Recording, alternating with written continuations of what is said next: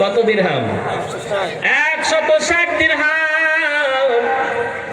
160 দিরহাম বিক্রি কইরা আবার টাকা নিয়ে যখন আসতেছে, আসার পর এবার আল্লাহর বান্দা দাঁড়িয়ে রইছে, রাস্তার মধ্যে দাঁড়িয়ে ডাক দিছে, ও আলী, 100 টাকা তো ধার্য হয়েছিল, 100 দিরহাম, ওই 100 দিরহাম আমাকে দিয়ে দাও। বাকিতে যে তুমি ক্রয় করছো 100 দিরহাম দিয়ে দাও। 100 দিরহাম যাওয়ার পরেও এখন আর আছে কত দিরহাম? জোরে বলেন, কত দিরহাম? এখনো আছে 60 দিরহাম। এবার আলী রাদিয়াল্লাহু তাআলা আনহু 60 দিরহাম নিয়ে বাড়িতে গেছে। যাওয়ার পর ফাতেমা ডাক দিয়ে বলে, ও প্রাণের স্বামী,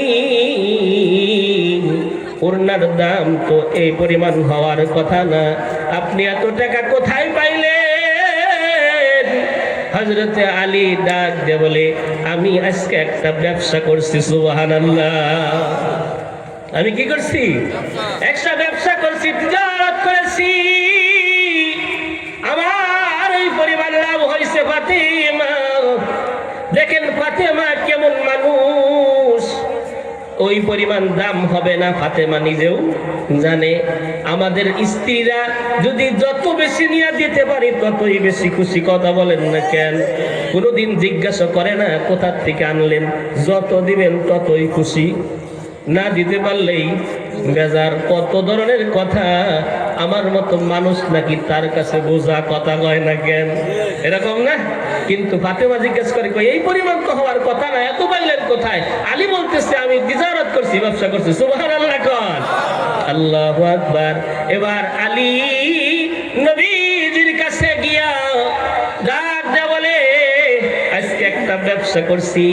নবীজি ডাক দেয়া বলতেছি, কেমন ব্যবসা করছো? কার সাথে ব্যবসা করছো? যার উট পাখিতে কিনা নিয়া বিক্রি কইরা তো তুমি লাভবান হইলা, তাকে কি তুমি চিনতে পারছো? কয় না।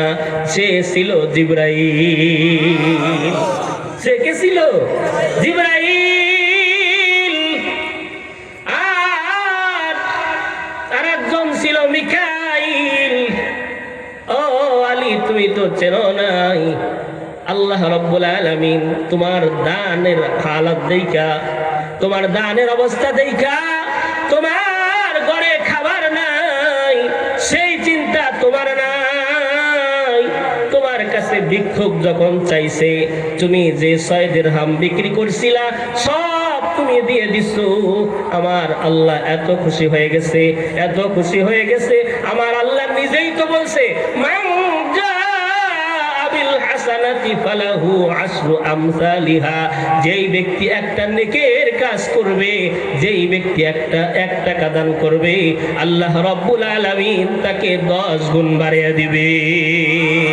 আরেকটু জোরে বলেন মারহাবা, আরো জোরে বলেন মারহাবা। আল্লাহু আকবার, আল্লাহু আকবার। দিবেন কে? আরো জোরে বলেন। আমি আপনিও যদি দেই আল্লাহর রাস্তায় দিবেন কে? পারবো তো ইনশাআল্লাহ? রাজি আছেন তো? যদি চাই রাগ করবেন না তো? হ্যাঁ, উঠা যাবেন না তো? না দিতে পারলেও বসে থাকবেন তো? আমরা যে নবীর দলের লোক, এটা আমরা আজকে প্রমাণ করবো ইনশাআল্লাহ।